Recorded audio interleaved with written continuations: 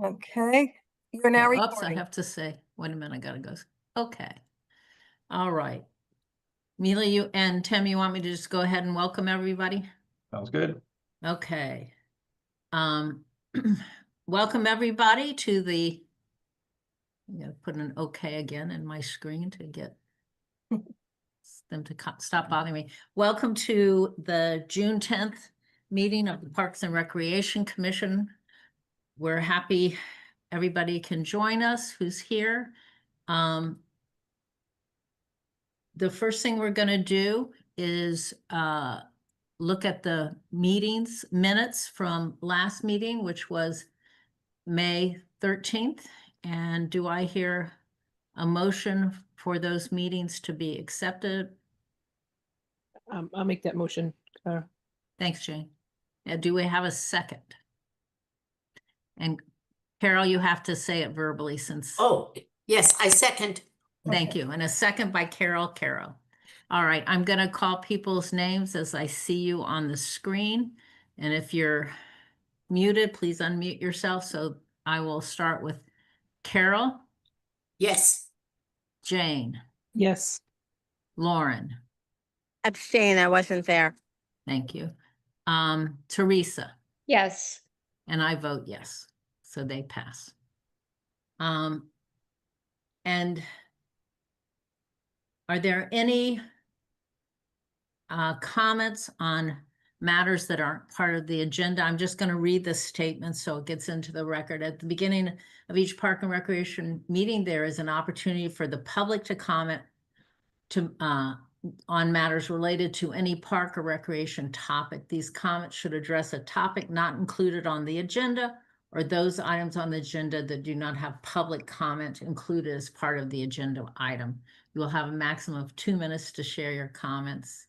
And if you don't have an opportunity to speak during the allotted time, please submit your comments in writing to the Park and Recreation Commission.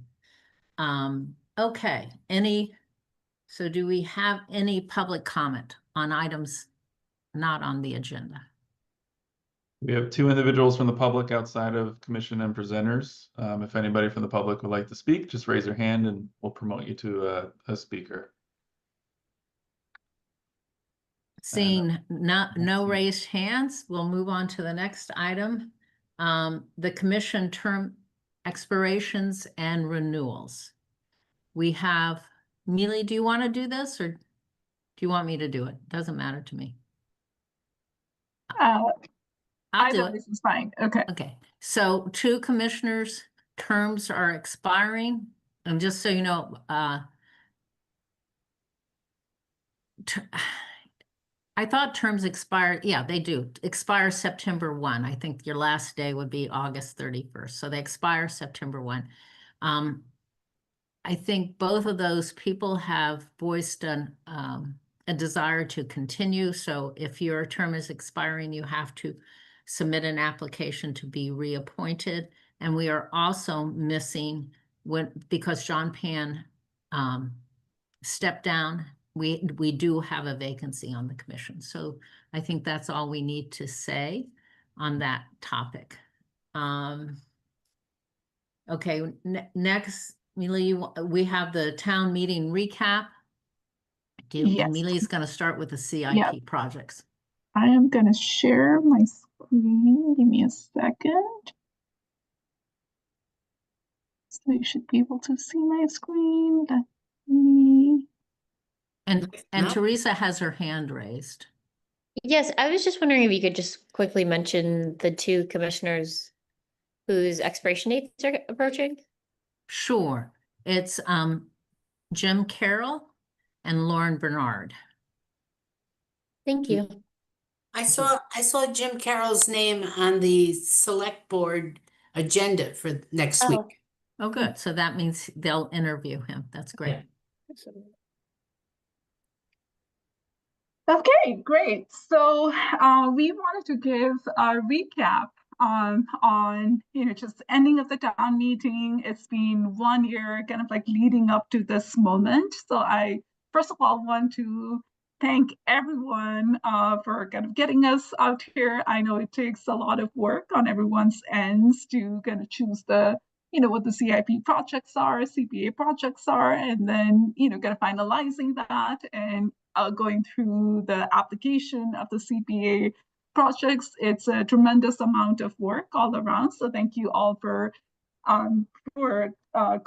contributing on that. So we wanted to just go over kind of, just a very brief recap on what are the CIP projects appropriated for FY26 and CPA projects, which Clara will be talking through.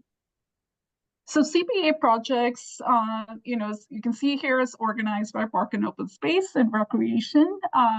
Under Parks and Open Space, a lot of these CIP items you see here, for instance, Big Belly, Parks, Playground Rehab, Town and School Rehab, Tennis and Basketball Courts, Comfort Station, Tree Removal, and Walnut Hill Cemetery. It's all our recurring items, and all of these are kind of geared towards really kind of our yearly annual kind of maintenance and upgrades, and kind of making sure that, again, like all our park spaces and school spaces and our athletic fields and recreation spaces are up to code and like safe and maximize for everyone's kind of enjoyment and experience.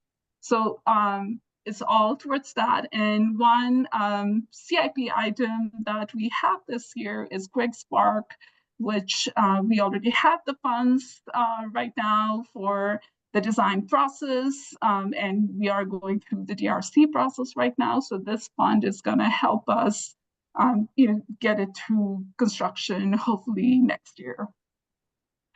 And for recreation, Tim, do you want to say a few words on Elliott Recreation? Yeah, and then our CIP project for here at the administration office for the recreation department on Elliott Street. So the Elliott Recreation Center was approved for $800,000 to renovate our space, add some amenities, update the amenities for the public that are currently on our site here, as we are centered on Warren Park. So we're beginning that process with the building department and kind of putting some checkpoints in motion, so that come the turn of the fiscal year, we can jump on this pretty quickly and hopefully get it done next fiscal year as planned. So very excited that went through. So moving on to CPA projects, Clara, take it away. Okay, so the the CPA has certain categories you can get grants for, and so I'm just going to go over a couple of grants that were considered under preservation, but they have a lot with land, with park and recreation. And so those three projects are the Puttersham Woods Clubhouse window restoration. The windows are really old and drafty, and so they were going to, it's a historic building there. The windows are going to be restored. Another project that's technically under preservation is the Foster fence at the old burying ground. It's a beautiful wrought iron fence that's just falling apart, and that's going to be restored. Is And this the one on Walnut Street? I knew you would ask me that. It's not the Walnut Street. I can't tell you where it is. Okay, Anybody, sorry. Do you know? Do you know? It's on Foster Plot. I'm not sure exactly which street that is. It's not the Walnut Street Cemetery. Yeah. It's Oh, not okay. the Walnut Street Cemetery. Not the Walnut Hill, but there's a cemetery on Walnut Street. I can't tell you. Okay. Okay. I know this is old burying ground. Carol, I can look into that and follow up with you. And then the Minot Rose Garden, which is on one end of Winthrop Park. I know exactly where that is. There's a wonderful trellis that I believe originally came from the Lars Anderson estate, and that needs restoring, as well as the fence at the old burying ground, and that will be done. And all the grants we proposed at town meeting were approved. They could either, and they voted on them as a package. If any were controversial, they might have chosen to vote on each project separately, but we presented all of them, and they were approved as a package. Next slide, please. Can I do? Okay. And then these are the ones under Parks and Recreation or Open Space and Recreation. Putterham Woods Trail Enhancement, Putterham's Woods next to the golf course. And they're going to do new trailheads and new trail enhancement. Lars Anderson Outdoor Ice Rink Design and Design Review Process. They're going to have a public, they're going to do basically a design review committee and have a public design process. And then as that moves along and the design is accepted, they will develop, the consultants that's hired will develop the drawings into a construction document package. There'll be biddable drawings and specifications ready to go out to bid as soon as we find the money to build it. Another one is Coolidge Playground Tennis Courts. This is actually not to restore the tennis courts, but just to do the design. There are a lot of drainage issues there, so that's a fairly complicated design. So that will also produce construction documents, as will the Ridley Tennis Court design. That's the fourth project under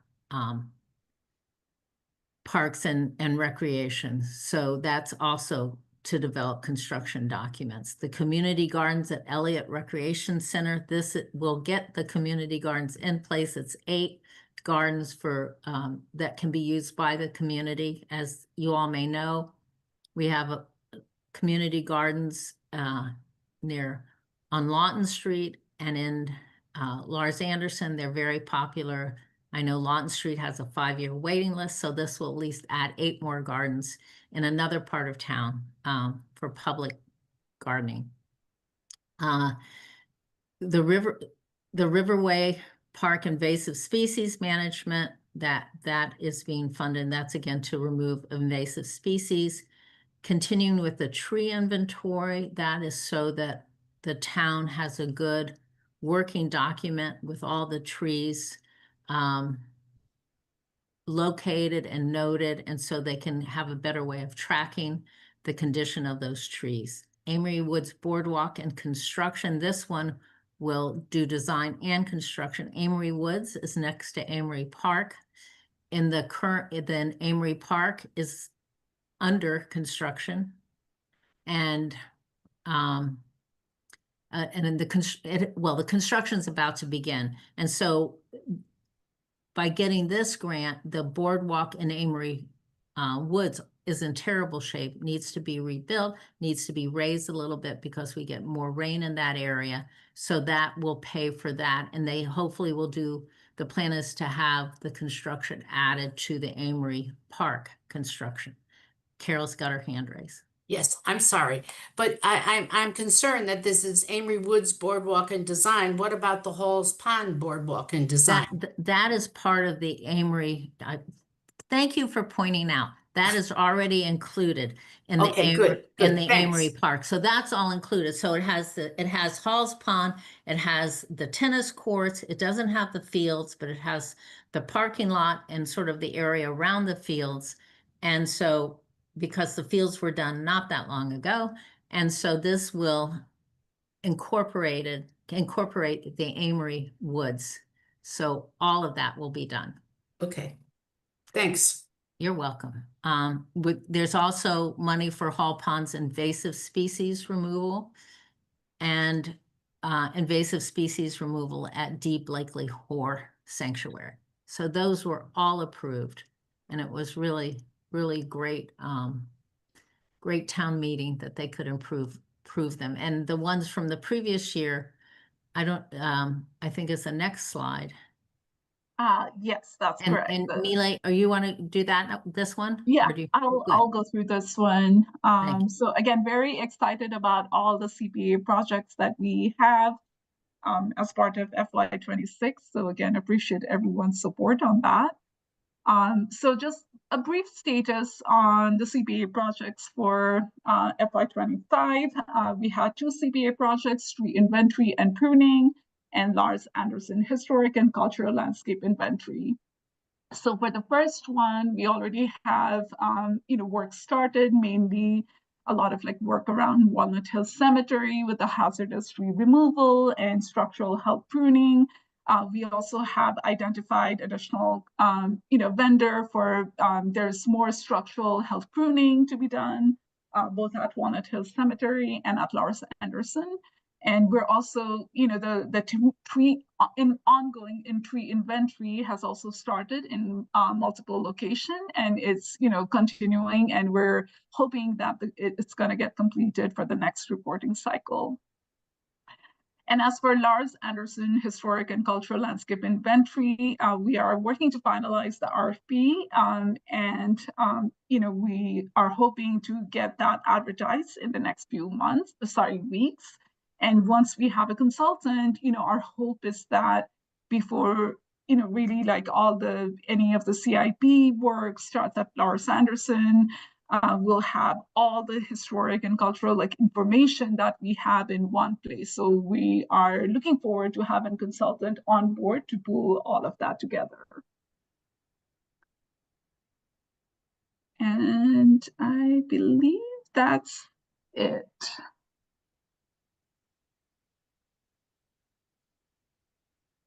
Any questions on this?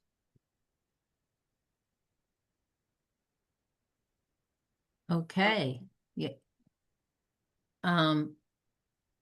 So next we have the Puttersham Wood Trails, the final design, and Justin Lawson, our Puttersham Golf General Manager, and Tim Garish, who's the with Gardner and Garish Landscape Architects, are going to do that presentation. So take it away, please. Thanks, Claire. So yeah, so as we talked about for a little bit, Justin, I'm going to cut you off. We're in the midst of our Putterham Woods aspect of the master plan down at the golf course. And we are in our final design phase and hopes to get this out to bid very soon. So an exciting time for this project. So again, joined by Justin here, our general manager over at the golf course, as well as Tim, who's our landscape architect on the project that we've been working with for many months now. I'm here to talk to you a little bit about the project again as a refresher, where we're at and where we're looking to go. So Justin, I will turn it over to you. Thank you, Tim. Appreciate it. Good evening, commissioners. It's wonderful to be in front of all of you again, discuss something exciting and really an incredible improvement and opportunity at the golf course in town. So tonight we're going to talk about Putterham Wood. Or as Tim mentioned, Putterham Woods is out in the golf course.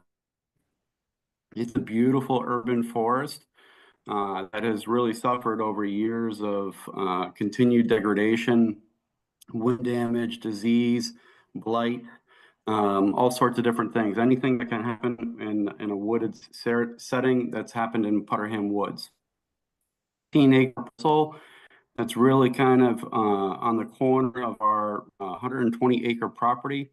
The Brookline Fire Station number 6 kind of sits in the middle of the Putterham Woods on Horace James Circle and West Roxbury Parkway, as well as Hammond Street. So located in South Brookline, this piece of property is incredible. And when I first started here in 2020, it was so dangerous, we actually ended up closing the property to public access just because of how many trees were down, tied up in other trees, just very unsafe. And with the commission's help, we were able to approve a capital improvement project over 2 years of funding of approximately $500,000. And that was really to kind of go over a couple different goals. And one of them, all of those goals we'll go over in just a second, but we've done a lot of work in the woods for what we're going to present tonight, and I'm happy to report that the Putterham Woods is back open to the public after a significant tree removal project. And I use significant not in the terms of how many trees we took out, but the amount of technical and special equipment that was used to remove high-risk trees. We really wanted to make sure that we protected the future growth and a lot of the growth in the woods to preserve it for future generations.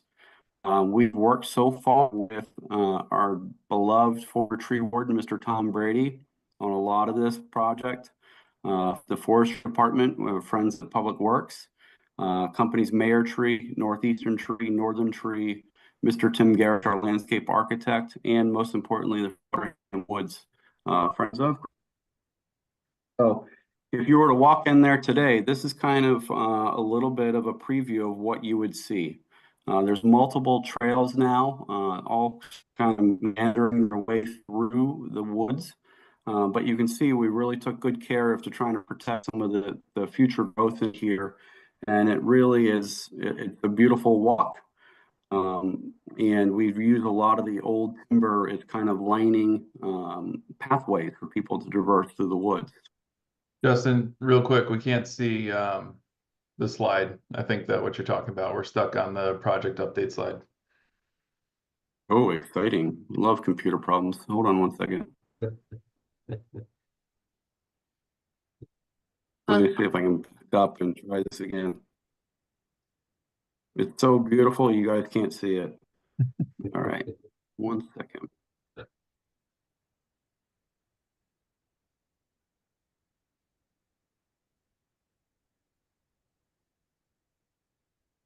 All right, can everybody see the slide now? No, Oh, Yep. here, yeah. You got it? Yes.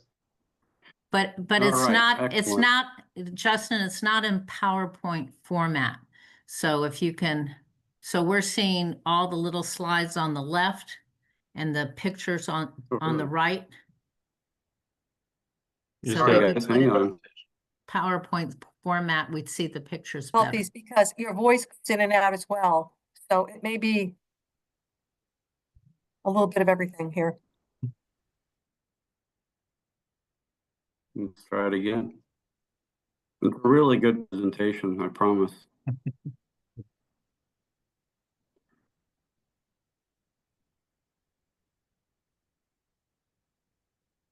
How about now? No. No, boy. Oh, okay. All right, are you able to see anything now? Yeah, but if you hit custom slideshow, I think you'd get the slideshow instead of all this. Yes, where your cursor is. Yeah, I have nothing there, guys, sorry. You can't click on the top. It's the fourth from the left where it says custom slideshow. Yep. Yeah. Can you Click click on on that. that? I would There's suggest nothing going to here. from current slide. Over to the left. Yeah, that's what I've been doing. Can you see it now? No, No, I mean, We can see your screen, but the pictures are smaller than they would be if you could have a custom slideshow. We'll give it a few more minutes and then we'll stay with it the way it is. This is the first time this has ever happened, so I apologize. Let's see here.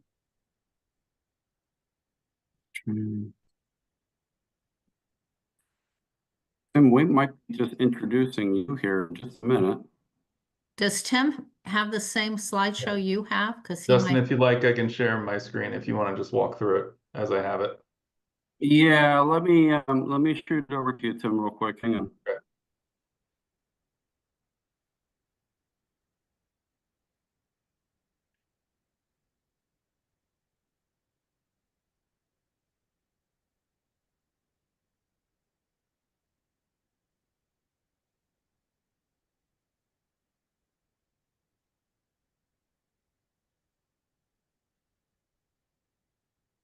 Nothing like working under the gun here.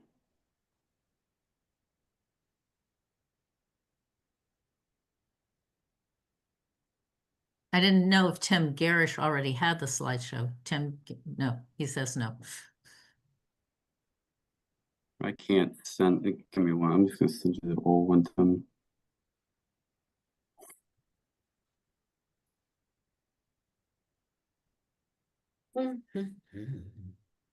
Good times. Thank you for your patience, folks.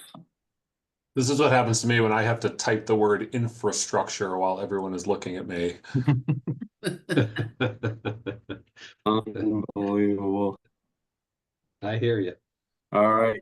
The little mouse on the computer is running its wheel. It's sending it to you, Tim. So be on the road and get your catch it out. But anyways, if you guys do want to take a quick adventure into the woods, I highly recommend it. It's really cool right now. So, and what we're going to show you is even cooler. So, So are the paths open now? Justin, did you hear the question? yes, the The paths tra- are open. Okay.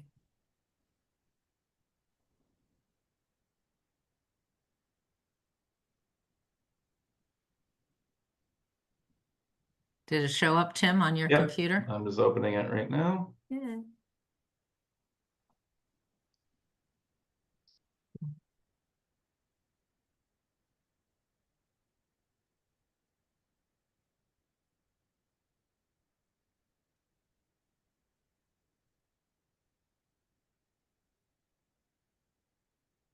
Almost a 2-stroke warning from my slow play here.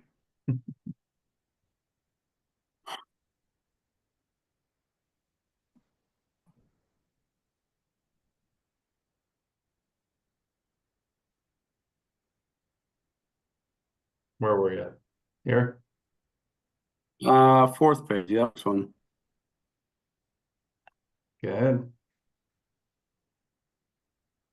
Can everybody see it okay? Well, we did for a second. Now it's gone. See, it's not the only one. That makes me feel better. Thanks, Tim. You're welcome. Is it- slide.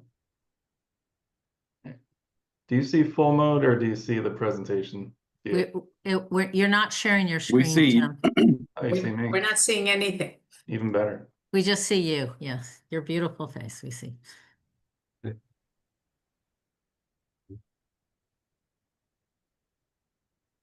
What do you see? We We see, see, we see, Good enough. we see the image on the left and the next image that's coming up. You can't make it just one image, right? You might have to share the other screen if you have 2 screens. Yeah. This is wild. Never run into this before. Good? there, That's, yay, yes. yay. Go ahead, Justin. All right, this is outstanding. Thank you, Director Davis.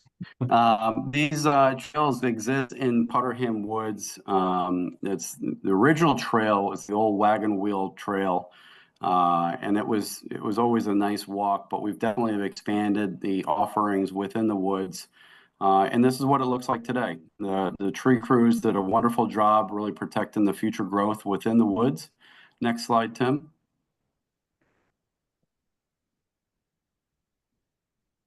Uh-oh.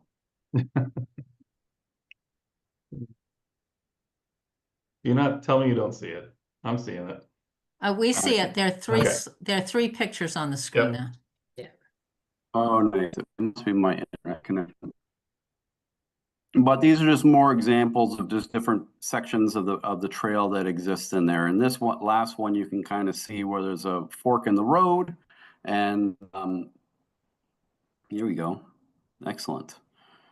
So all these trails are nice and safe to traverse. And we'll go ahead and get to that next slide so we can introduce my good friend here. Let's see. Are we there? You have Justin, why reduced, don't we just introduce Tim and let's turn it over to him. What do you Yeah, say? that'd be great. Okay. So I will share over a couple little high arching things, okay? So we walked into this project certain goals when we initially began was obviously certainly to reduce the fire load. There was an abundance of dead trees, really increasing a fire load in that wooded area. Also to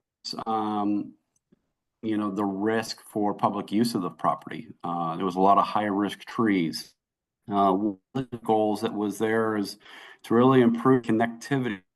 There is a lack of connectivity with our golf course property, and notably access from Hammond Street.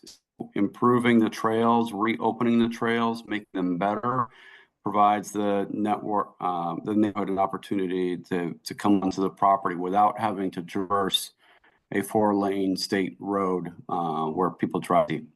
And goal was to, how do we better prepare the trail for a much more diverse both of patrons? And one of the big goals that we tried to build was and design was some level of an accessibility trail.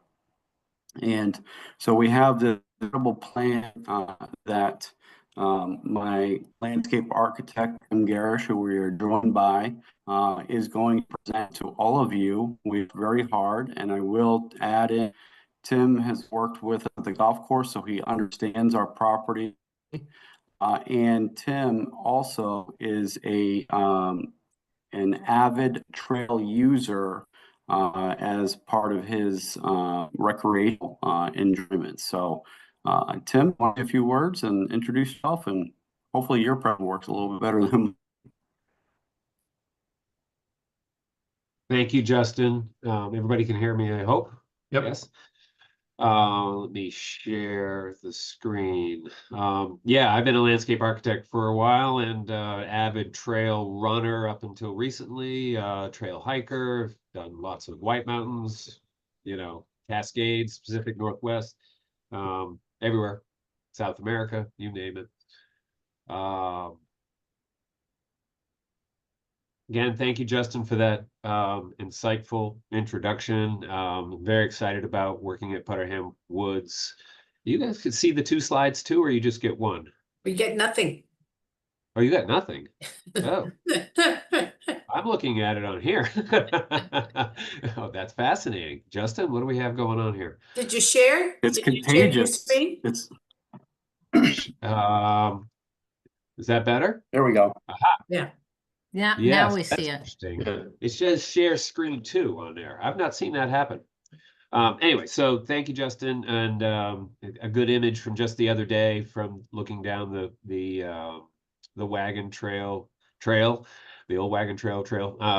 Loved it out there. I've seen so many deer, turkeys, various birds. It's a little patch of wild. It's so lovely to be, you know, in Brookline and have it be this place you could visit. And we're excited to, you know, get people to visit and use the space so much better, and look at it as a trail experience. Those of us that have been on trails, introduce folks on what it's like to be on a trail with different ways to navigate, different experiences with your feet and accessory, and make it so that, you know, accessible people and more adventurous people can utilize it. So, all right, so how do we go the next one? Oh, there we go. Good. And Justin talked about the tree work that we've been doing. Unfortunately, the hemlocks are, you know, drastically, you know, checking out, you know, all the time. Every time I'm there, there's a new one that's passing away. It's really sad. But there's a lot of other good vegetation that we can highlight and call out. There's these wonderful evergreen ferns. There's wonderful tall white pines, you know, that are of course native, oaks, and etc. And then the last time I was here, I was standing in a little patch. It was very quiet over by the golf course, and you know, a patch of winterberry are on the ground plane. That, you know, has anybody ever walked here? Is one of the first thing that comes to my mind. It's just lovely experience. The ecology is great. Lots of ledge. Very excited about the rock out here, to get people to experience that, whether they get to walk next to it, walk over it, climb up it. There's a wonderful boulder out there that you can climb through, scattered boulders with moss and lichen. It's a great experience for those, especially for those of us that really like rock, etc. There's the old wagon trail, which is a good introduction to being able to use the site. It's almost accessible now with a little bit of work, and it bisects the site perfectly with the golf course in the area to the right, and then in the area to the south, more towards Hammond Street. It allows us to, it kind of gives us good framework to work to be able to use the site and get in and acclimate. Of course, we have our neighbors, the the fire department. We probably may do a little bit of screening to help soften their view and et cetera, kind of keep it more wild as we can. We have Hammond Street to have to deal with and some of the traffic and noise, but when you get in there, you really lose that, and it becomes almost a wash of sound. So it's not a big negative. I look at it that way. And then of Tim- course we have the golf course. Tim, to the can I north. ask, I'm sorry to interrupt. Are you advancing slides? Or are you just showing us this one slide? Oh, I'm advancing slides and you're not We seeing. have We've only only seen the- seen your one slide. Oh, aha. There we go. Okay, so if I put my cursor over there, that's better. Okay, so evergreen ferns, you can see that? Yeah, the Yeah. ledge? You see Yes, the okay, ledge? good. Thank you. Right. And rock all over the place, scattered, lovely.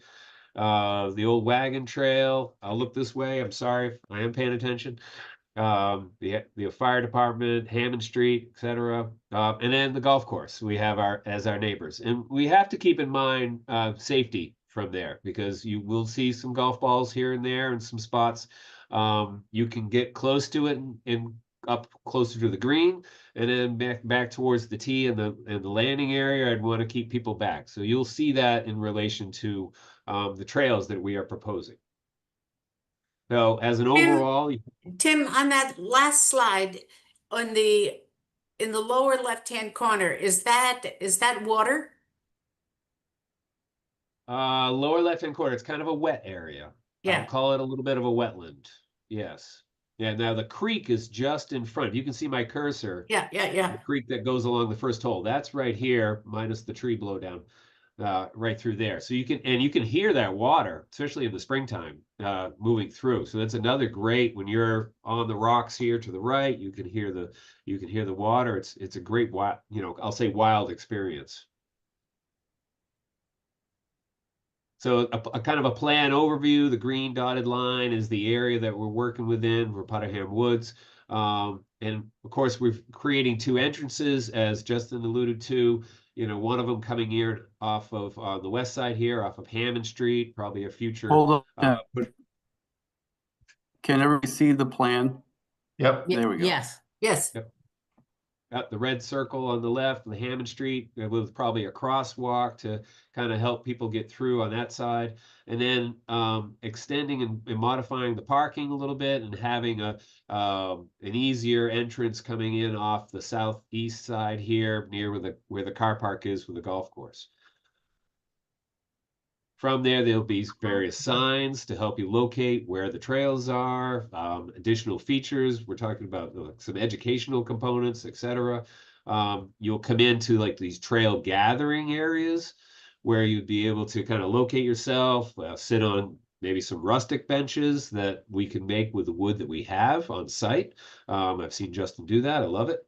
And of course, the ADA accessible benches with some backs, some proper seating as well, mixed in. And they might also be mixed in within the trails as well. So you might be able to walk part way and be on a bench as well. We haven't got that far in design, but that was the thought. Of course, trash and recycling at the gathering areas. I would hope that people would treat it as we do with the national parks, so that it's a haul in and haul out, right? So you're not dispersing trash within the park itself.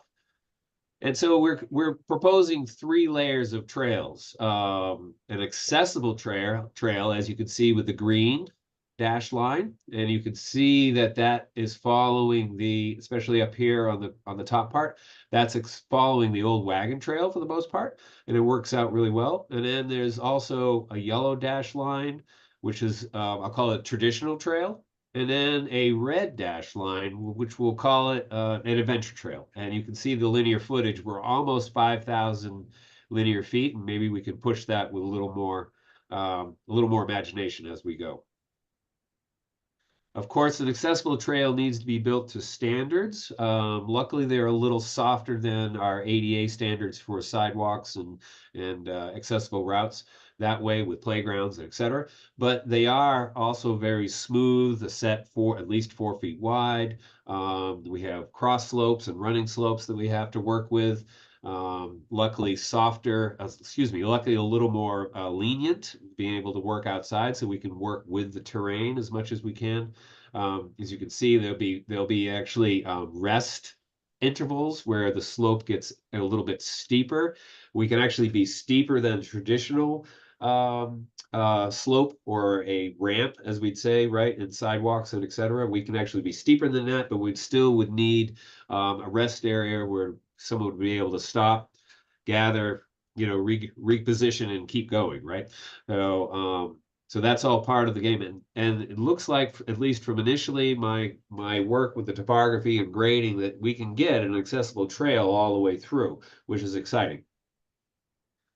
If you get out there, I'm hoping you get out there sooner than later. If hopefully you can see in this image, there's pin flags that will follow the trails that we have out there, the accessible trail and the traditional trail. So if you can find, if I go back right here, so if you can follow the green trail and the yellow trail out there now, and that's marked exactly what's on this plan. So as a fun way to experience it, and it would be great to have some feedback on that too. Should we go somewhere else, right? Second layer of trail after the accessible trail is a traditional trail. So that is more of what you'd see in traditional trails, maybe in the White Mountains, etc., where we're cleaning off the organic layer and you are left with what is there. So there's rock and stumps and roots and etc. And in some places, like through here, it's existing grass and etc., which maybe there's an initial mow down and work through, and some small trees or shrubs removed to help move us through. But that would be it. That would be the extent of the disturbance. How do you move through these trails? How do we going to know where we are? Introducing people to trailblazers and colors and how you navigate. Probably some steps with a traditional trail to be able to work through elevation changes in a few spots. Sorry for the noise. When a tree falls, we probably would cut it and leave it, and so you'd be able to experience the decay and the succession of how trees break down, right? And being able to move through a forest in that way. And of course, we have to deal with stormwater. It seems like it rains all the time nowadays. And so this is an element that I'm really trying to get a grasp on, is how we're going to try to deal with water in spots so we're not getting the accessible trail washed out, or any of the trails washed out and require additional maintenance. And the last trail, which I'm kind of fond of, is the adventure trail. And that's a trail that you're probably looking at it right there. You'd be going over the rock. You'd be going down steep slopes and etc. And it's marked with, through rock piles and how they're scattered about. There's some great experiences where you can leak through on rock. And they could be marked with like a cairn, like you'd see up in the White Mountains, etc., in different spots above tree line, which would tell you and kind of notify you where to go. And you'd have to look for that cairn to kind of see which direction I'd want to mark and go and travel to.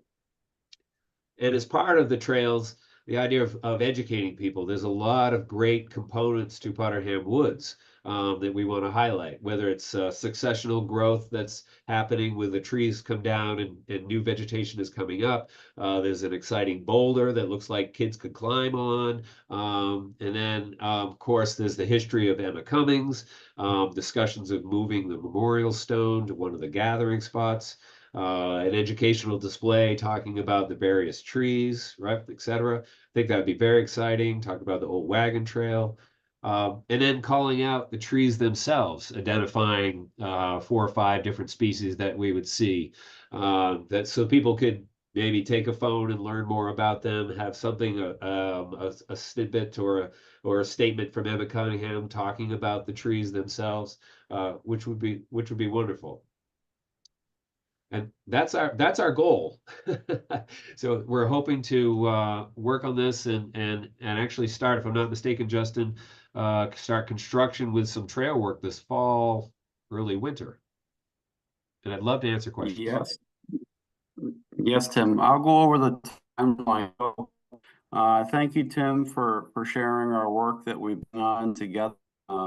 And I think it's a fantastic design. And I will also add too that there is some spots on our plan. We are actually going to be replanting some new trees for some, forest reforestation in certain areas where we've been really kind of blighted by, huge windstorms and stuff like that. So tree planting is also part of this plan, which is really, really important to do.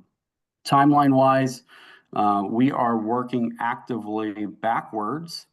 And I'll try to turn my camera back on here, but we want to unveil this completed work for Harvest Fest. Harvest Fest is going to be October 26th. And so we are working back from that date, and we are anticipating 7 weeks worth of construction, ideally starting around May, working through the fall, so that we can hopefully have the whole town over and see all the great opportunities that the golf course is presenting this fall. So a little bit about financially about the project. We were approved for $500,000, as I said earlier, over 2 different fiscal years, $300,000 last fiscal and $200,000 this fiscal. We have spent approximately $125,000 year to date to get it to this point. As Claire so beautifully mentioned before, we did receive $50,000 from CPA funds to help facilitate the construction of trailheads. So there is a definitive entry and exit points for the trail. So altogether, our working budget for the actual next phase of this project is about $425,000. So we feel pretty confident that what we've designed and concept, we're going to be able to execute and provide for residents to enjoy for future generations. Thanks, Justin. Do we have questions from commissioners? Carol has her hand raised. Go. Sorry to have all my questions. I've walked this trail maybe 6-7 years ago, and I'm wondering if tomorrow I wanted to go out and walk the trails, what would I see? I mean, what is available to me?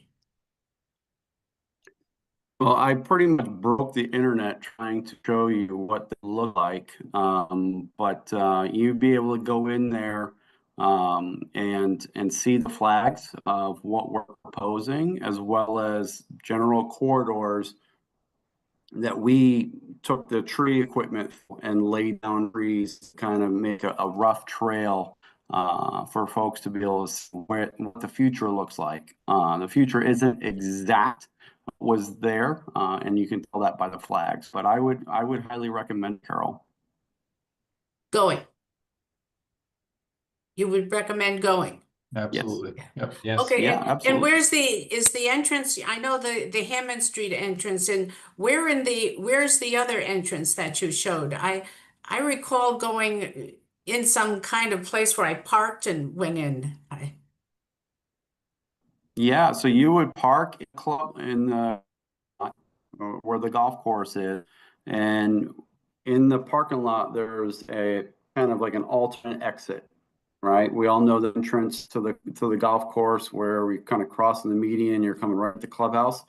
There's a secondary exit out of the parking lot, and it's on the right-hand side. And I believe Tim's gonna show right here. Yep, that's Oh, hold on. Let me go back to the first I don't one. wanna Yeah, right Crash the here. meeting here. Yeah. You all see that? Yep. Yeah. okay. And So there's that's flags that start right here and follow this trail up. okay. You're right next to You Hammond park Street. over there, you'll see the flags from the parking lot, Carol. Okay, great.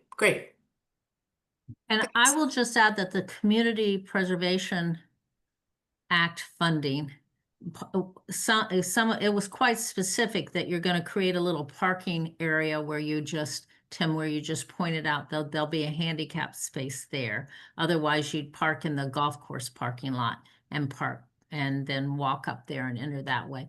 And then is the grant also going to pay for some of the signage? I can't totally remember what specific.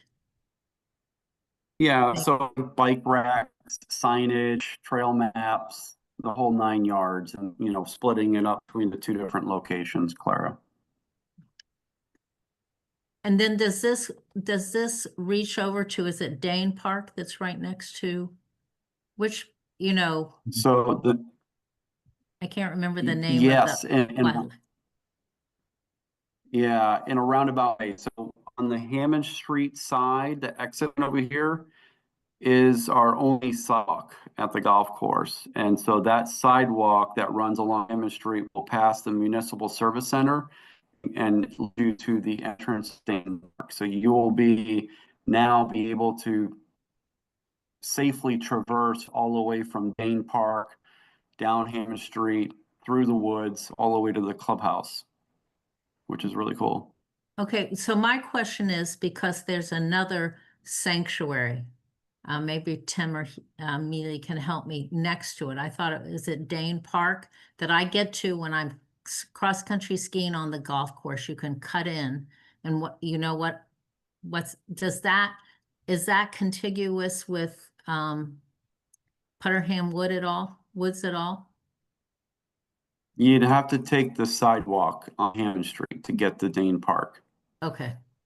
So there's no way you can connect these walks with the Dane Park walkways, except for maybe The side, so maybe you can have signage Yeah. that says, and it'll just make your outing longer. Yeah. yeah, Not during the golf season. During the off season, we could connect that through. Yes. correct.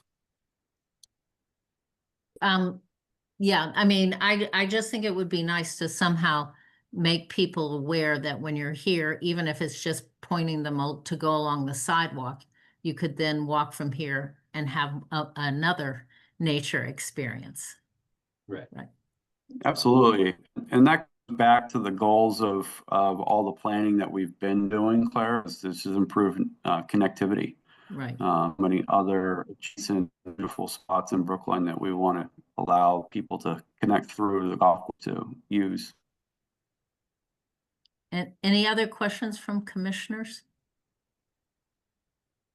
I just want to make a comment. I just think it's fabulous, the amount of work that you've done, and appreciate all this, listening to different members of the community that live nearby who've had some input to this, and appreciate you listening to that. The connectivity is probably the closest would be through you wouldn't be able, well, unless you're a really adventuresome cross-country skier, it takes you out to the DPW parking lot, Dayton Park does. And then there is a small part of Hammond Street that you still would have to be on, but that's probably the closest, but you wouldn't be on cross-country skis. At one point, we had talked about kind of the back of Dayton Park going over, but I don't exactly know how that would work, but I'm not even sure. Jane, you can, because when I cross-country ski in the golf course, I do get into Dane Woods and go Right. cross-country skiing there, and I just was wondering if there was a way to. Yeah, the way to do it would be down a pretty hilly, kind of bumpy road, but part of Dayton Park. Dayton Park actually goes all the way over to the DPW. There's an entrance there. Right. I wouldn't feel comfortable being on cross-country skis there. Maybe, snowshoes, but not cross-country skis, if that makes sense. We will talk about, I will tell you about my adventures. It's totally possible. But I think think it's possible. I just don't know if it's possible right there. That's all. Okay. And for a second, it looked like Lauren had her hand up. My question was answered by your discussion.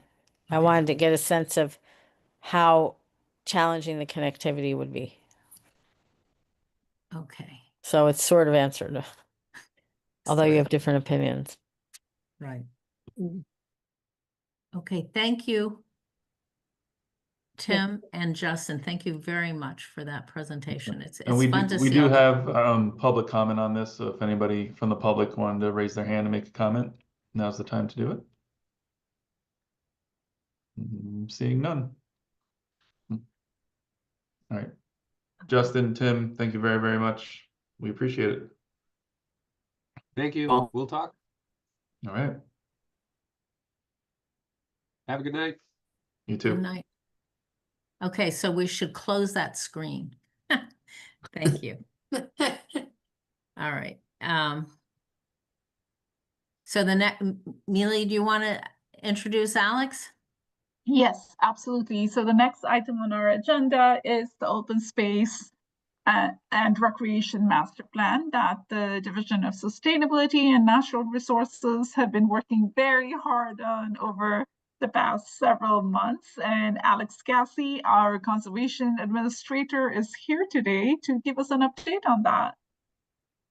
Hi, thanks so much, Mealy. And Alexandra wanted to apologize that she couldn't be here. She's dancing between, I think, 15 different night meetings right now. So she just wanted to extend her thanks to Mealy and to Tim for all their sort of collaboration on this. And I'll get into what that looks like. I'm sort of terrified to share my Zoom right now, but or my PowerPoint, but let's see what happens. Well, you do that. I want to mention that that the commissioner on the Park and Rec commissioner on this committee was Antonia Bialta, who's here, and we should definitely thank her because she was our representative. So in 7 years, when we start on this process again, we'll need a new representative. But I see Antonia there, so thanks, Antonia. And thanks to Antonia from me as well, and from Alexandra as well. We had a really great committee, which I'll go into. So this will be kind of an overview of what, not only what an open space and recreation plan is, but sort of what we've done with the open space and recreation plan as part of this update. As Mealy mentioned, my name is Alex Cassie. I'm the Conservation and Natural Resources Manager for Sustainability and Natural Resources. So that's a lot of words. That means that for this, I was the project manager for the open space and recreation plan this time around. We did go through some staff transitions during this process, but ultimately, you know, we worked as a pretty large team of sort of staff and commissioners and committee members to put together what we've share with you tonight. Come on. So when we look at a committee, our open space and recreation plan committee was 17 people deep. We wanted to make sure that through this process, we wanted to make sure that this had representation from anyone that has a stake in open space in Brookline, which is basically everybody, which means that all of our, you know, from Select Board and Conservation Commission to advisory and preservation and transportation and pedestrian advisory, we wanted everybody's input and everyone to sort of have a voice on this committee as we look at shaping how we're going to view and use and expand and protect and enhance our open space moving forward over the next 7 to 10 years. In addition to all of our, you know, dynamite committee members, we had a lot of staff support in this process, you know, from Department of Public Works, from directors on down to the Recreation Department. You know, we had lots of input from lots of people. We had lots of meetings with these folks. We had lots of internal discussions. And certainly I knocked on a lot of doors and had a lot of Zoom meetings to try to make sure we were getting input from as many different vectors as possible to put this together. Notably, Rebecca Manley, who's our conservation and sustainability assistant, really worked hand in hand with us on this and worked hand in hand with me, having just started in December. She also kind of jumped right into this and immediately had lots of administrative and design responsibilities in this plan we put forth. To give an idea of what basically we look for in an open space and recreation plan, is the whole purpose of this is we want to provide this clear, cohesive reference for open space assets and resources. We want this to be, in addition to being a plan, we want this to be a reference tool for when you have a question, whether you're a staff member or whether you're a member of the public or whether you're someone that's interested in open space in Brookline, that this is your first go-to reference when it comes to a park or a playground or open space in town. We wanted to, in addition to that, look to the community and identify and advocate for what those open space needs are. You know, step one is this is what we have. And step two is what do we need to sort of meet this vision for what we feel Brookline could be in the next 7 to 10 years. And once we identify those, we want to provide a roadmap to get there. So we want to identify goals and objectives and action items and say, okay, we recognize that this is what needs to change. How do we get there? And then we carve that out in measurable action items over time. And ultimately, nuts and bolts, this plan allows us to qualify for certain state and federal grants. They want to see that you've put in the time and you have the identified community needs and input in order to qualify for those grants and potentially get additional funding to make those visions come true. We had a few different foci in this plan, which are similar to ones that have been done in previous plans because they're tried and true and they've long been identified as priorities for the town. So the foci were these, and these ended up being our subcommittees in the committee. So we had one that focused on greenways and transportation. We had one that focused on open space protection and zoning. We had one that focused on infrastructure and resource protection.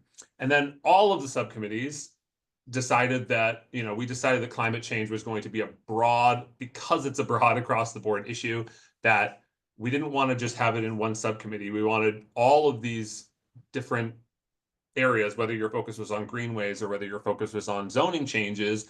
How does climate change play a role in this, and how can we build a more climate resilient Brookline?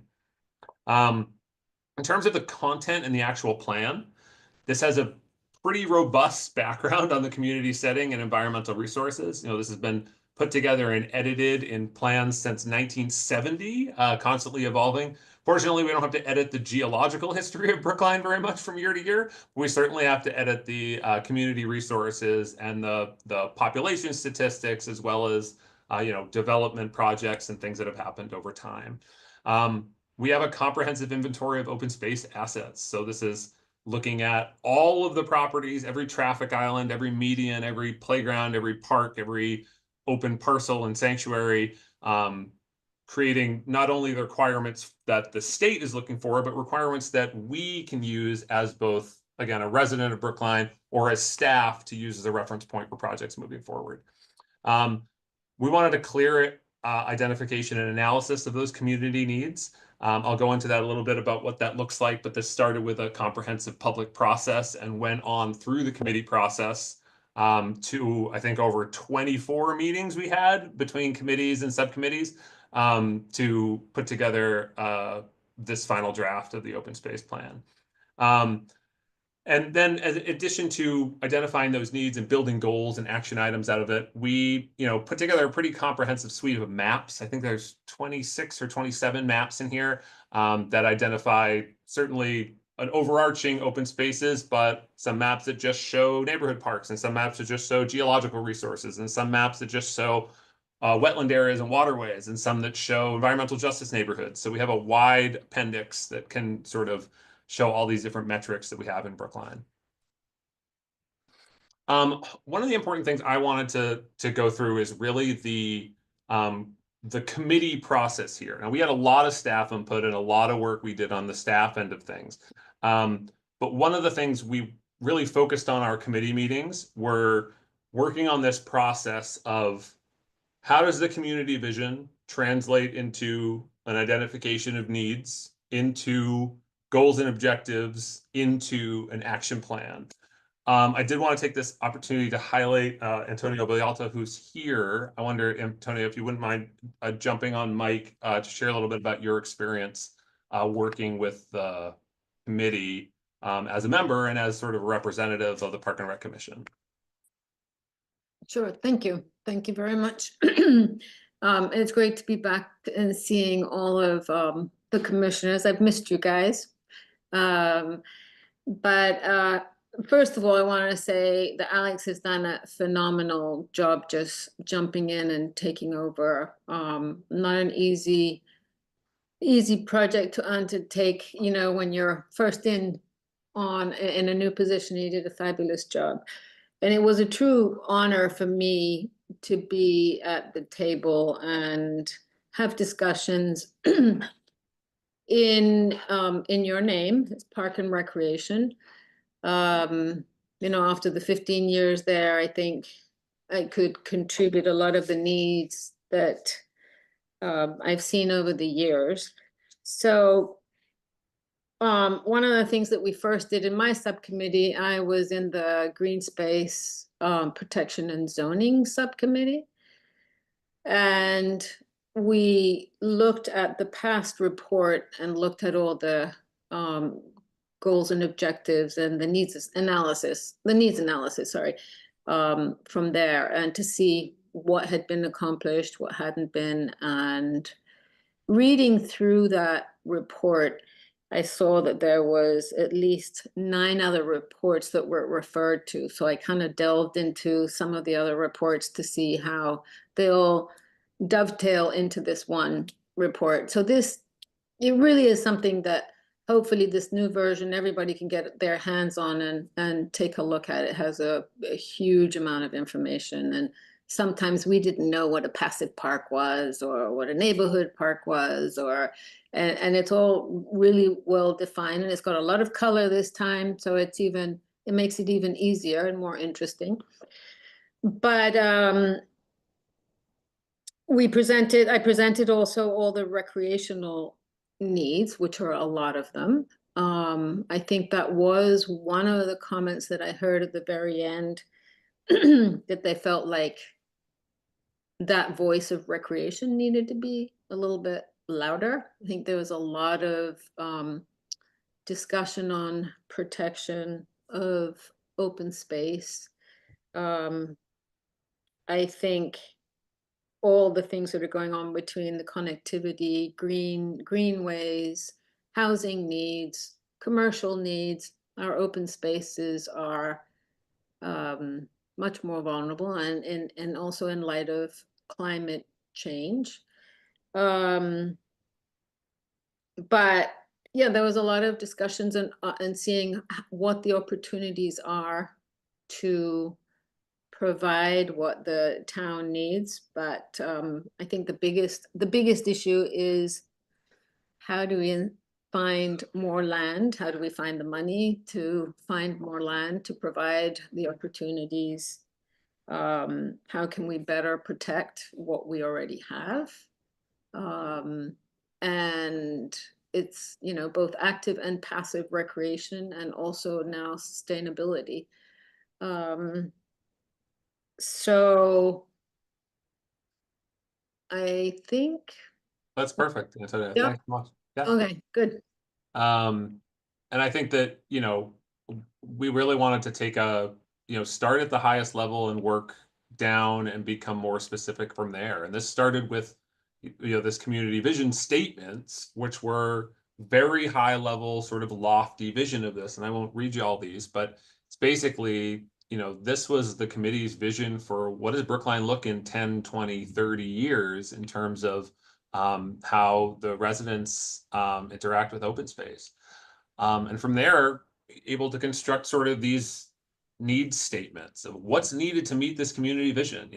How do we protect, expand, and enhance open space? How do we get people to know about these open space and engage with them?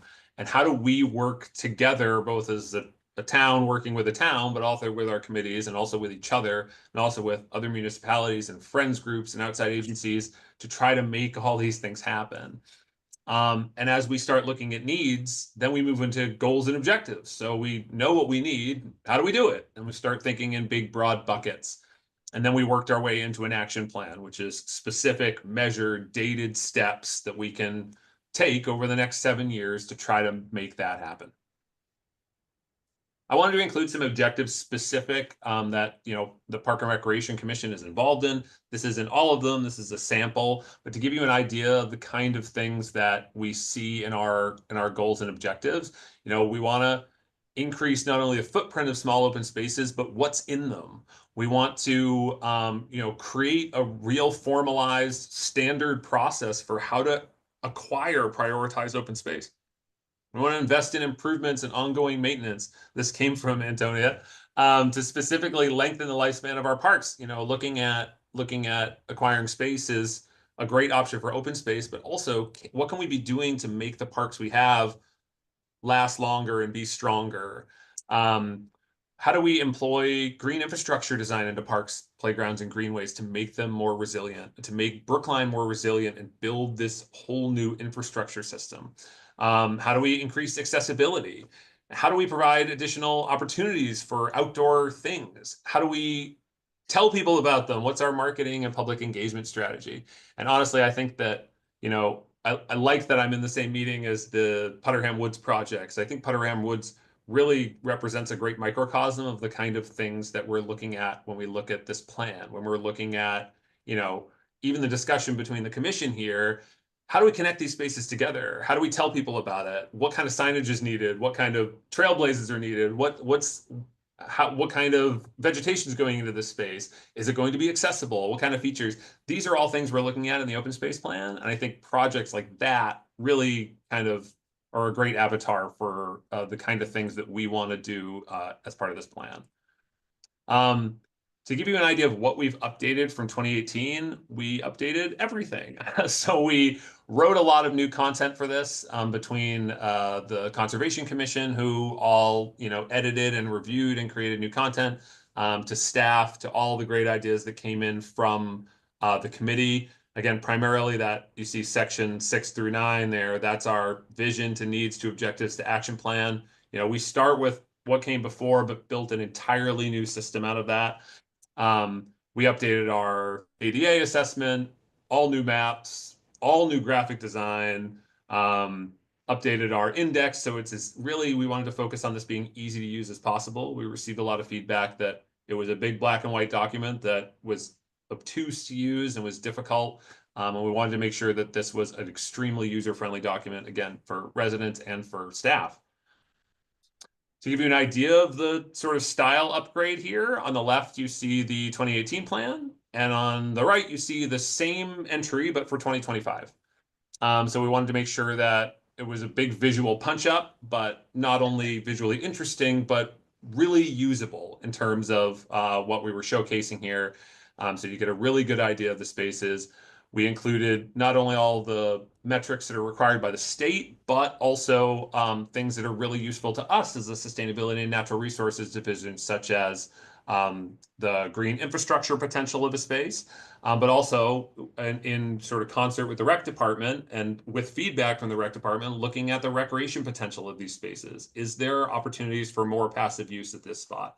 Is there an opportunity for more active use at this spot? And ranking every one of these properties as you go through.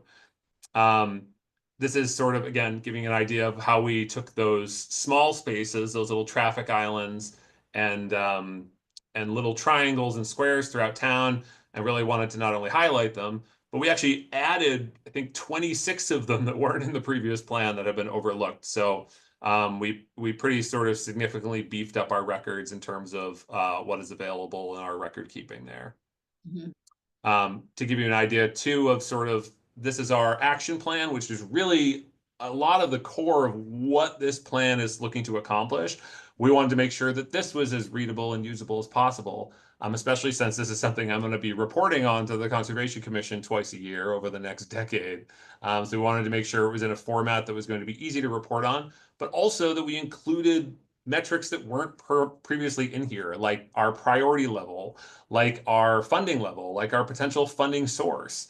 So we wanted to make sure that these were as comprehensive as possible and we were being transparent as possible while trying to meet those goals that were established by our committee. To give you an idea of kind of what comes next, we are looking at we are looking to our boards and commissions, the Planning Board, the Conservation Commission, the Park and Rec Commission, and then the Select Board for their review and approval. Typically, these open space plans have letters of approval included in them. And then if that all goes well, we'd be looking at starting a planned implementation in the fall and winter of this year. So I'm going to stop sharing for a minute, and I thought I would open it for discussion, questions, and thoughts on behalf of the commission. Thanks, Alex. Do any of the commissioners, would any of the commissioners like to make a comment? Oh, okay. So there we go. Jane, go right ahead. First, Alex, thank you for all the hard work of you and Antonia, the hard work, and everybody who's on this committee.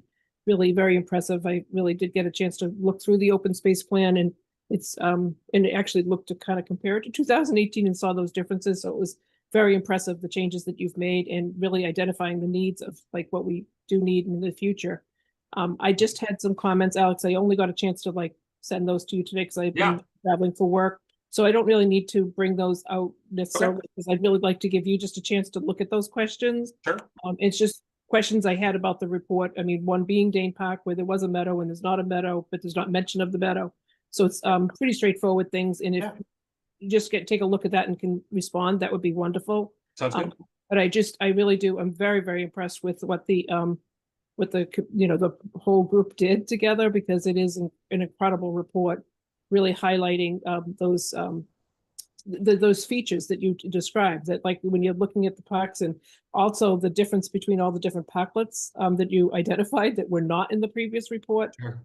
Which you do see when you walk around town. It's kind of like, what's this little area? What's that little area? So very helpful. And also that you actually had in there when they were updated, which I thought was helpful, because I think people always ask that question of like, when was the last time a park was updated, and it had that information. So again, kudos to all of you for that report. But Sure.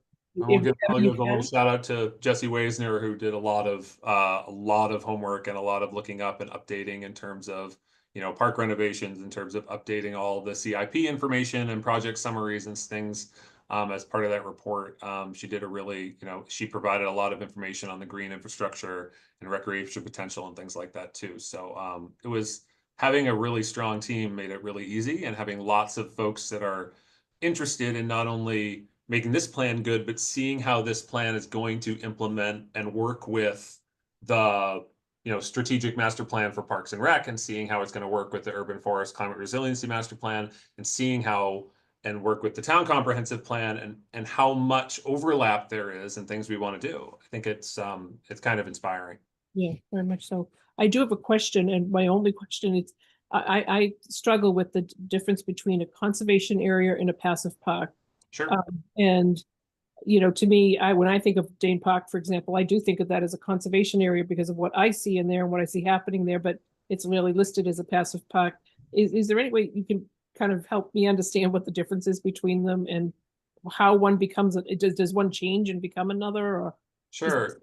So there's the primary distinction between sort of conservation areas and sanctuaries and passive parks is that, so there are 3 nature sanctuaries in town. There's Deep Lake Lahore Sanctuary, there's Lost Pond Sanctuary, and there's Halls Pond Sanctuary. Those are owned and sort of overseen by the Conservation Commission. Those are unique properties that sort of fall under the umbrella of the Conservation Commission. If you're not one of those and you're a conservation area, that means you have a conservation restriction on you, which is a document that the Conservation Commission works with the property owner on and issues it through the state. Some of them have public access, some of them don't. So it just has, depending on what the terms in that conservation restriction are, that's what's allowed there. Most of them say, don't do anything in this space, let it be natural. And again, some of them have public access, some of them don't. A passive park is one that it certainly shares a lot of the same DNA with some of the stuff we're talking about, but a passive park is essentially one where we don't promote or even, quote unquote, allow active recreation. It's designed for walking and sitting on benches and enjoying nature. So while Dane Park is a wooded passive park that has a lot in common with aspects over at Putterham Meadows and even with some of the sanctuaries, it's in the same bucket as Nivet Park, where that's a passive area where, again, the point is to just enjoy that natural space and not play Frisbee and have a barbecue. So there's certainly a lot of overlap and common DNA, but they have these kind of hallmark traits of all those different areas. And one of the things that was pointed out to us when we did this, as Antonia mentioned before, is that we sat down and the first question was, so there's a map for neighborhood parks, and there's a map for community parks, and there's a map for historic parks, and there's a map for passive parks. What is the difference between all these spaces? And it's tough. It was a tough definition to make because it wasn't really recorded anywhere. So we wanted to make sure we actually added an additional kind of glossary to the open space plan so that we could specifically make sure that those issues were, that it's not arbitrary, that there is a reason these are in the classifications they are. And this is what that means when you see neighborhood park versus passive park versus conservation area. Thank you. And I have one more question, if it's Yeah. okay. The vernal pool, I was mentioning the different vernal pools throughout town. Sure. Without a doubt, Dane Park has one.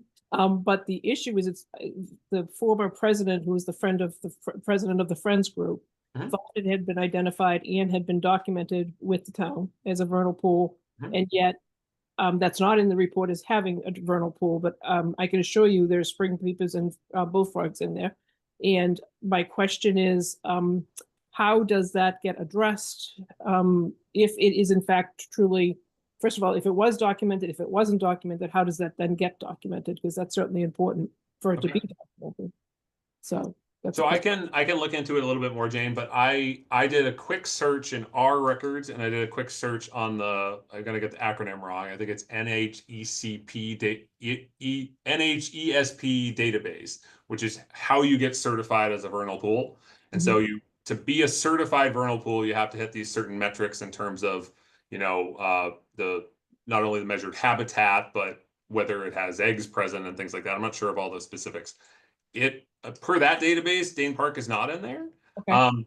That is not to say it isn't one, but it's not a certified vernal pool, so it's different. So as far as my records say, it isn't a certified vernal pool. It could well hit those metrics and it could well meet the criteria, but as far as I know, it has never been recorded as such. Okay. Again, that's not to say it couldn't someday be if it hit those metrics.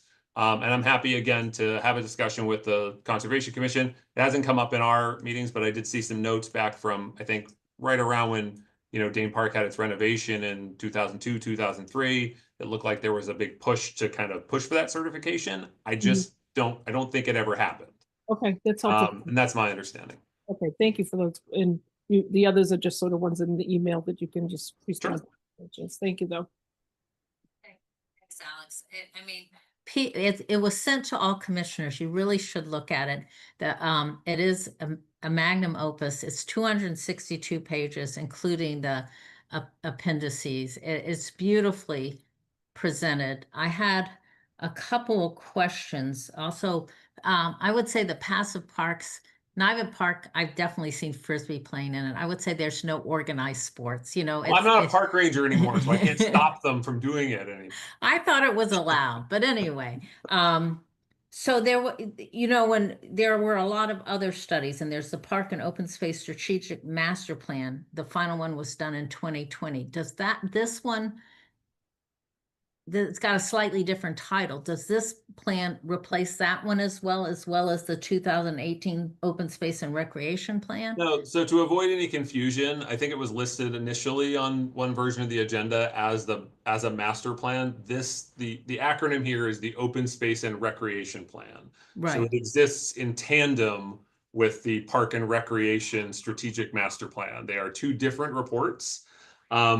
They share some similar things, but the focus of the Open Space and Recreation Plan is really on the expansion, protection, enhancement, and use of open space in town, with certainly more of a focus on some of the natural resources from that end.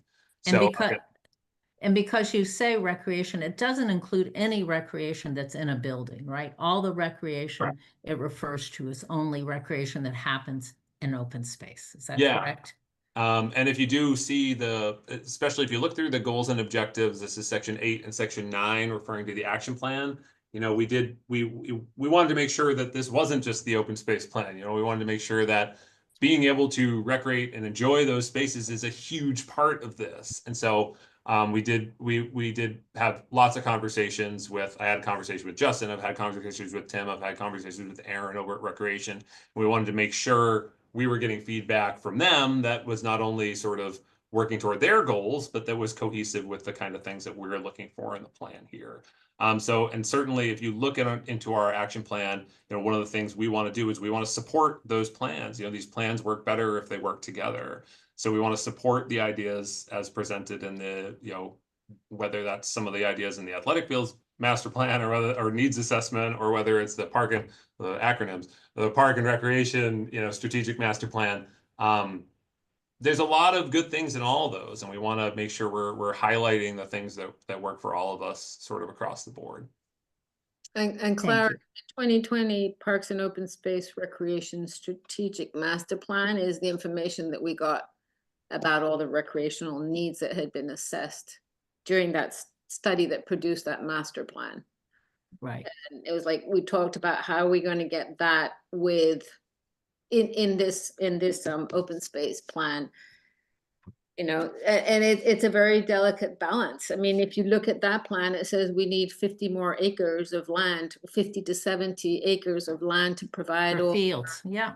Yeah, and all the, not just the fields, but you know, the pool and the ice rink and everything else. So you see that, and you see housing, and you see the protection of the open space. It becomes a really delicate balance and a tough job for the commission to really look at all those things. And you know, the open space, when you say protection, and yet our recreation needs are being increased more and more. And I heard, you know, Teresa, in the last meeting that I popped in, you know, the query about now with all the rain that we have, and we can't access the fields that we do have. So it's all a network of, you know, how do we balance all those things out? How are we going to find the space? But that's why you have Tim. He's going to solve all the problems. And I think a really important distinction with the open space and recreation plan is, again, this is a sort of you follow basically a state workbook when you put this together to really qualify by those state standards. So if you look at different municipalities' open space and recreation plan, they're formatted, you know, they may be visually different and have different content, but they're formatted the same way, and that they address the same issues as required by the state for the structure there. And if I can chime in real quickly, the last thing is that now that it's so beautifully done as something that you can like really use as 2/3 of it as a reference, but the first, you know, portion is really kind of like the philosophy and the approach of the town, which I think you should all, you know, have at your fingertips. So you kind of all work with all the different boards and commissions and in town, sort of, instead of coming up against each other because we're not aligned, not working together. So in that sense, it was a real eye-opener for me. And I'm sorry I'm not on the commission to keep on pushing you, but I would just say, read it, read it, read it. Take advantage of it. And it doesn't have to be all at one sit down, you know? So. And it is something where we'll also provide, you know, I'm going to provide every 6 months, we're going to do an update on where we're at in terms of action plans and things like that. So, and we'll make sure that those meetings are kind of highlighted. So if anyone from the Park and Rec Commission does want to, you know, check in, but maybe isn't as interested in, you know, private residential wetland permitting, although I don't know why you wouldn't. If you're interested in ever checking out one of those Concom recordings where we do an update on this plan, it'll certainly have lots of information that's relevant to y'all. Yeah. Thank you both very much. Anybody else? Okay. We do also have a public comment associated with this. So at this time, if anyone in the public would like to make a comment or ask a question, please raise your hand.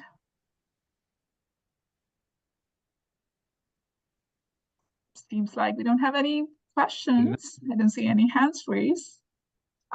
So again, thank you so much, Alex, for joining our meeting today and making this wonderful presentation. And thank you so much for all your efforts over the last few months. This is so incredible. I'm super excited. And Antonia, thank you to you as well for, you know, being part of the committee and, you know, making all your contributions. We appreciate Thanks all so that. much. I have a quick end here is that while it's not an agenda item tonight, we are looking for letters of support from all of the commissions, you know, with the Planning Board and the Park and Rec Commission and the Select Board and Conservation Commission. So just as a mention to the commission and to Mealy, if we could just have that added to the next agenda as a quick bit for a vote for a letter of support, I would appreciate that, because those letters get incorporated into the actual plan. It'll be there recorded, you know, amongst everything else.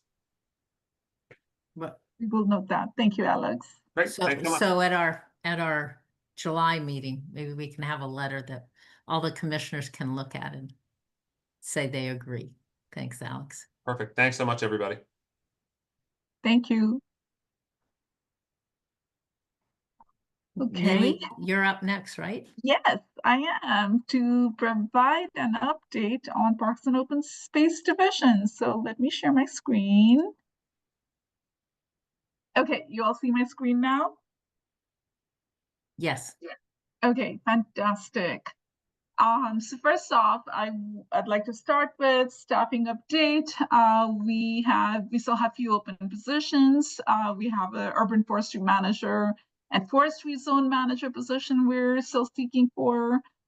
We are also looking to fill one seasonal gardener position. Again, I know we have one applicant who's very close, but it's not fully filled yet. So we are in the process. I'd like to also go through the next few slides to give an update on some of the ongoing construction and design projects.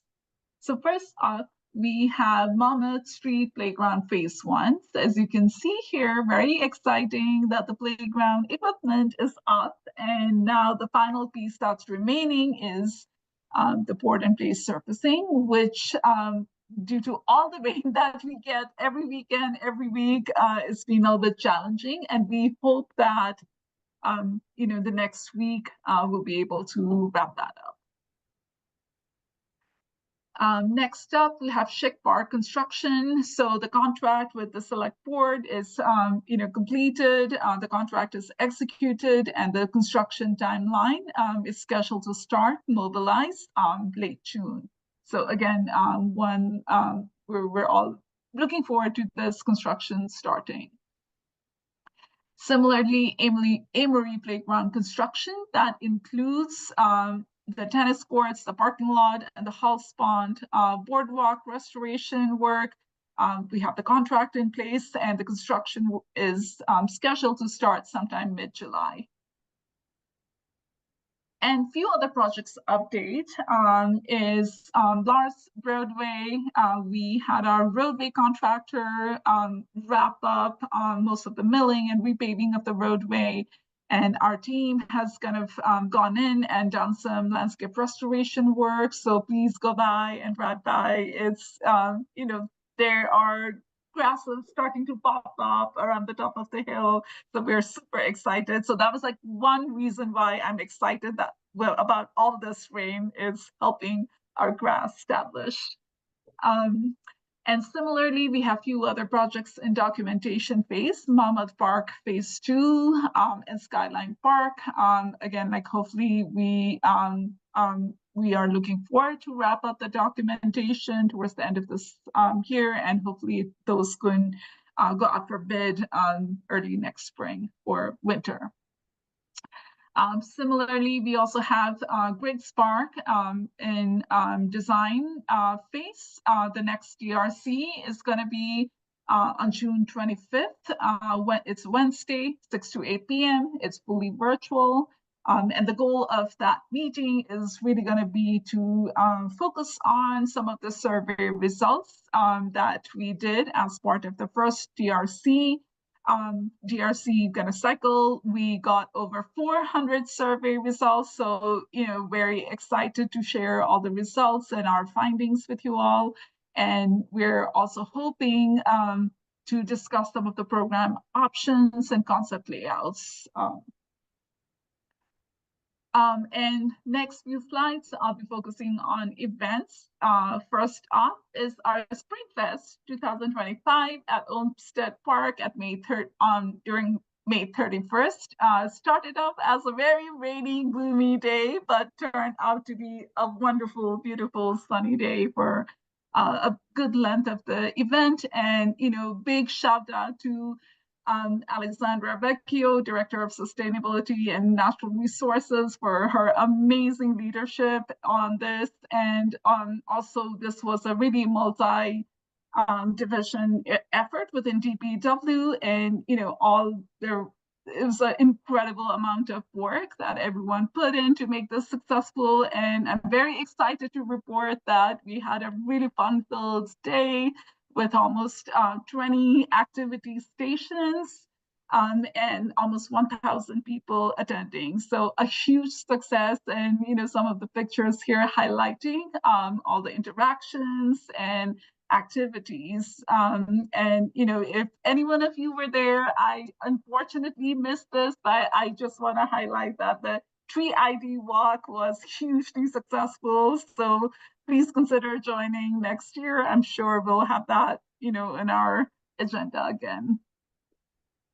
And again, like a special thanks to all our partners, including Brookline Green Space Alliance, Mothers Out Front, Emerald Necklace Conservancy, Brookline Rotaries, Deanna Hill, and everyone else, like again, like within DPW, within town, recreation department, like for all their kind of contributions and incredible amount of support.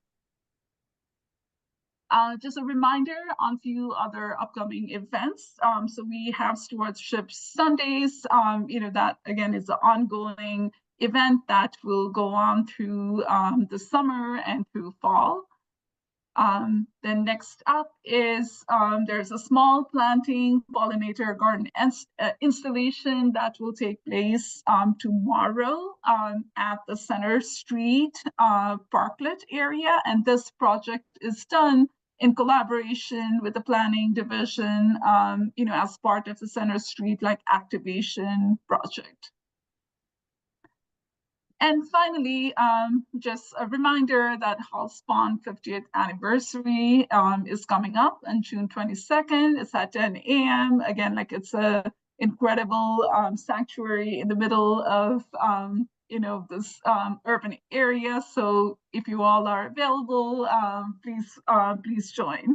And Clara, you have the official invitation for the commission as well. So please, everyone, if you're able to join the celebration.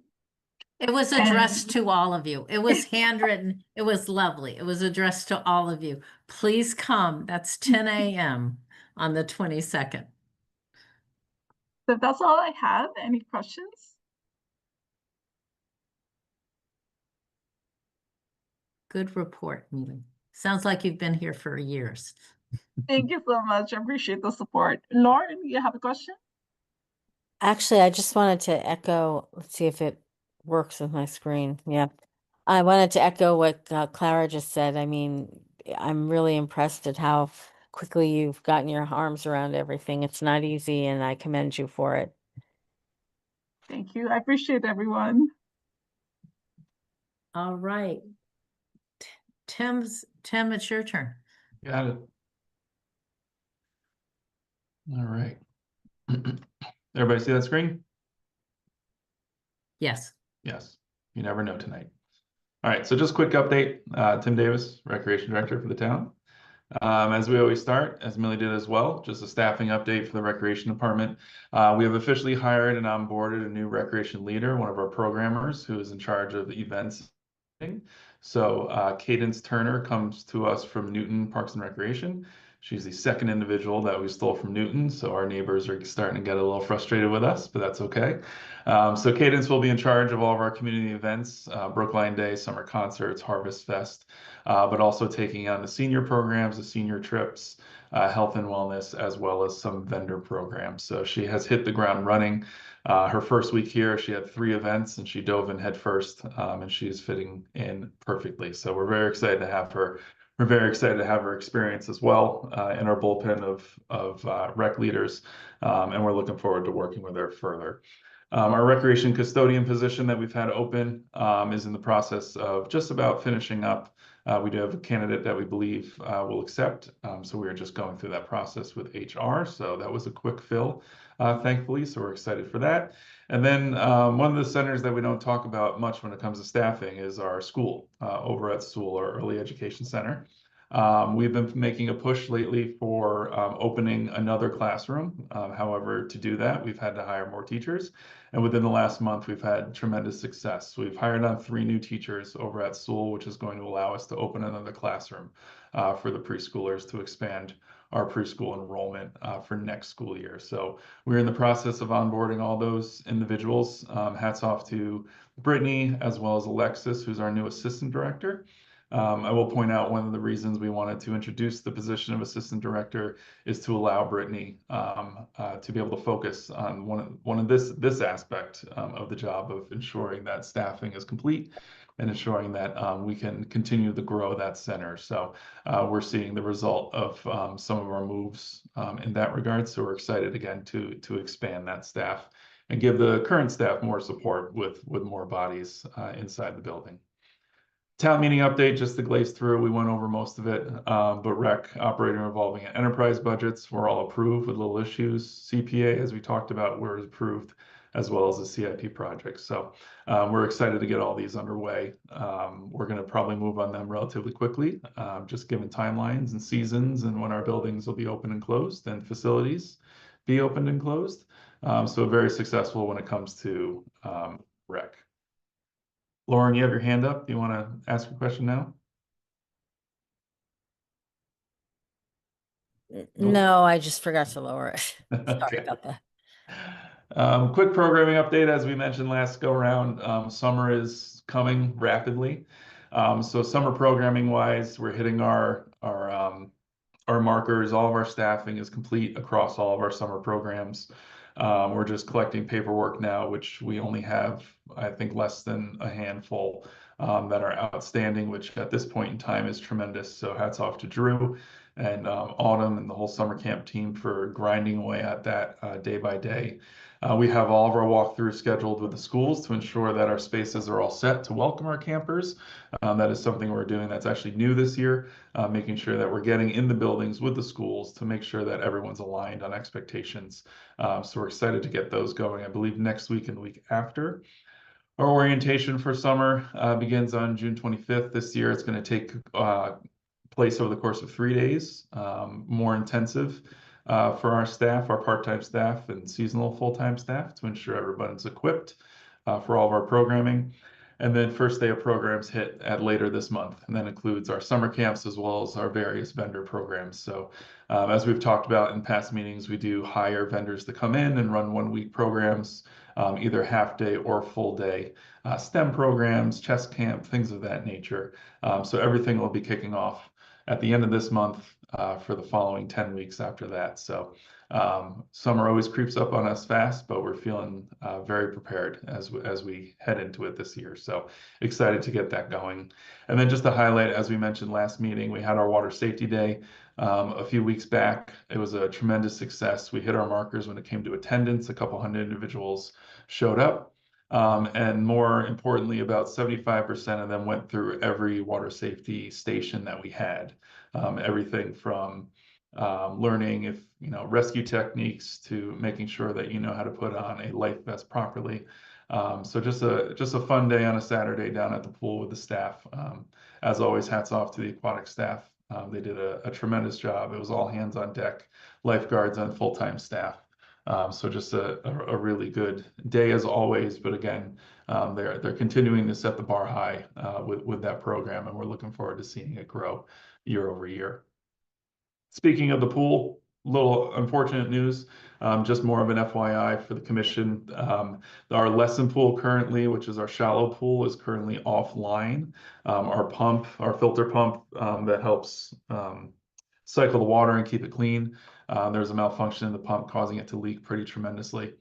So we had to shut down that pump, which means we had to shut down the pool. So right now, the lesson pool is out of commission. We have service tenant leave scheduled for later this month. A part that we needed is in stock for one of the companies, so we're looking to rush that out. As this weekend we have lessons and we have programming that we're hoping not to have to cancel. But there's a potential that will be closed throughout the weekend. But the lap pool is open, the diving well is open. It's just that lesson pool right now that is not.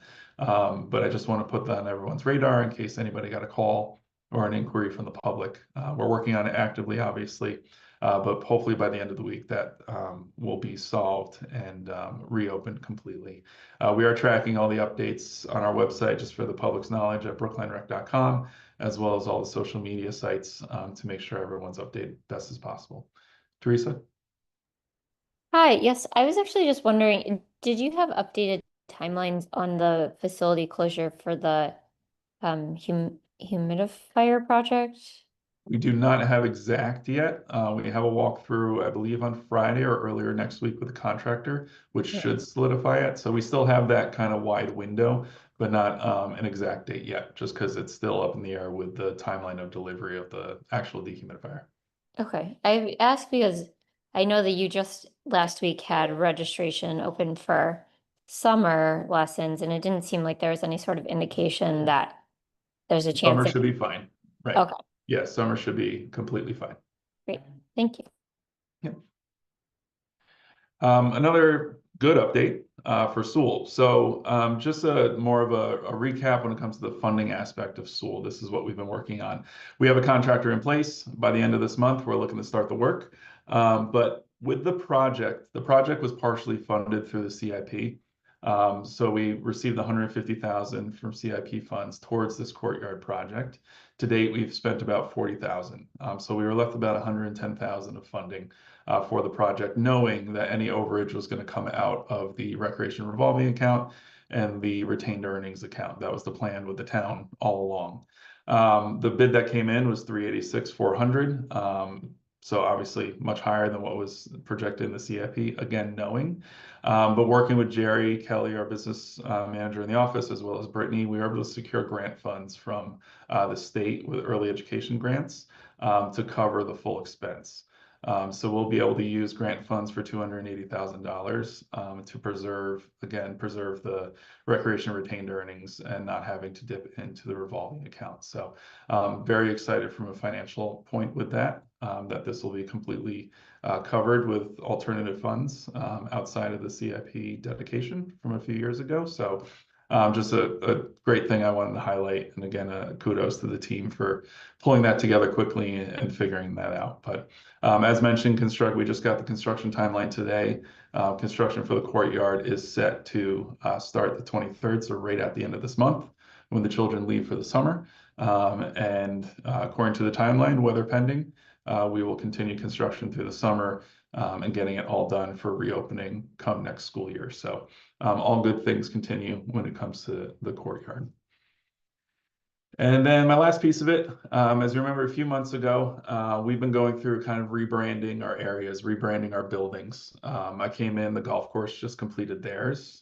From there, we spent time at Sewell updating their brand image to the public to be more representative of the program in general, more representative of the times and of the facility.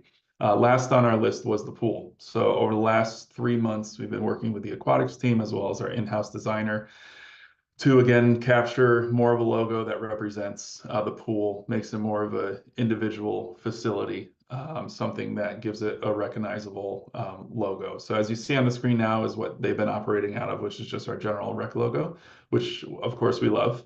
But we wanted to make sure that the pool had something that they could hang their hat on, take pride in, and put out to the public. So what's on the screen now is what was come up after the last couple of months of working with that team. More representative of the facility itself, giving a callback to its establishment in the 1800s as the first public bathing pools. Throwing in the flags there that everybody recognizes the pool with as the lane flags spread right across the Olympic side of the swimming lanes, and then matching the colors, fitting within the brand of the Brookline Rec family of brands. So as you'll see now, all 3 of our main areas have now been rebranded to give them their own identity, but also stay within the family of the Brookline Rec umbrella. So we're excited to put all those out to the public. Sewell is slowly rolling theirs out. If you've been to the golf course, you know they're wholeheartedly embracing their new badging over the last couple of years. And with the introduction of summer staff and the apparel that is needed for lifeguards and everything down at the pool, I'm sure the Aquatic Center will be putting this into play quite quickly. So we're excited to that. So thank you to Cam Watson, who's our on-staff graphic design artist. He's the individual that helps us with all of our flyering and all of our graphic design when it comes to all of our event programming and flyering, Brookline Day graphics, everything of that nature for his help with that. And then just a heads up, because I know it's come up the last couple of meetings, just to put on your radar for next meeting, 2 of the objects that, or 2 of the, bullets, 2 of the subjects that we'll be talking on from the rec side is going to be Brookline Adult Ed and Community Ed and its relationship to recreation taking over some of those programs. We're still in active talks with the school committee and what that future may potentially look like. So I don't want to say anything definitive now, But we are still actively working with them in hopes to preserve that program and welcome some of their programming to the recreation side. And then, believe it or not, we're going to start talking about the ice rink already. Just making sure that we set our annual fees, give a snapshot of what we're looking at for the winter season, the 25-26 winter season, and having our discussion on that. So just 2 topics to put in the back of your minds as we head into July. And that's what I had. I'll take any questions, if any. Jane. Hi, thank you for an excellent report, Tim.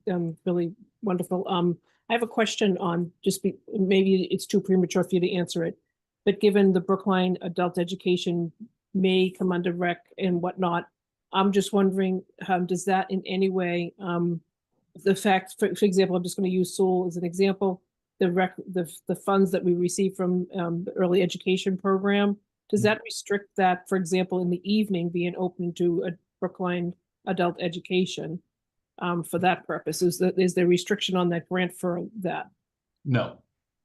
Great. No, just it operates as a general recreation facility, kind of like the gym up there. That's a extension of Sewell. We can we have the authority to program it through night. All right, thank you. Lori, did you have a question from right there? You failed to mention our superlative awards. Oh, okay. I have the Go ahead, list. Lori. Take it All away. As part of public service recognition week, there was a list of 12 or more categories that people could nominate their fellow workers. That was called the superlative awards. And Tim won as the bridge builder. Again, this is townwide, not just rec. We also had our Melanie Pitmel was activity all-star, and I ended up being the town cheerleader. Anyway, Wow, not recorded in the minutes, but I just like to brag. Thank you, Lori. And congratulations to Tim, who was clearly too modest to mention it, but thank you, Lori, for bringing it up. Okay, guys, we have other business. Does anyone, Lori brought up good other business. Does anyone else have other business to bring up? Jane is brushing her hair and not raising her hand, right? Okay, that's great. We had a really, I think, interesting meeting with a lot of interesting topics for us to be aware of and keep track of. And I thank everybody for attending. Mealy, you have anything else you want to add, or? No, Tim? all good. Okay, so I'll ask for, thank you, Tim. I'll ask for a motion to adjourn. Okay, I see Lauren raising her hand first, but you have to do it out loud. Oh, sorry. I'll second that. No, you have to, it hasn't been moved yet. Oh, I thought you moved it. I'll move to adjourn. Okay, and do we have a second? Carol should unmute yourself and do it verbally. I'm told we need to do that. I second the motion to adjourn. Thank you very much, Carol. I will call the roll as I see you on the screen. So Carol, you're first. Yes. Jane. Yes. Teresa. Yes. Lauren. Yes. And I add that, so it's unanimous that we should adjourn. Thank you all very, very much. Thanks, everybody. Good night. Bye. Have a great night. Bye. Bye. Good night. Bye.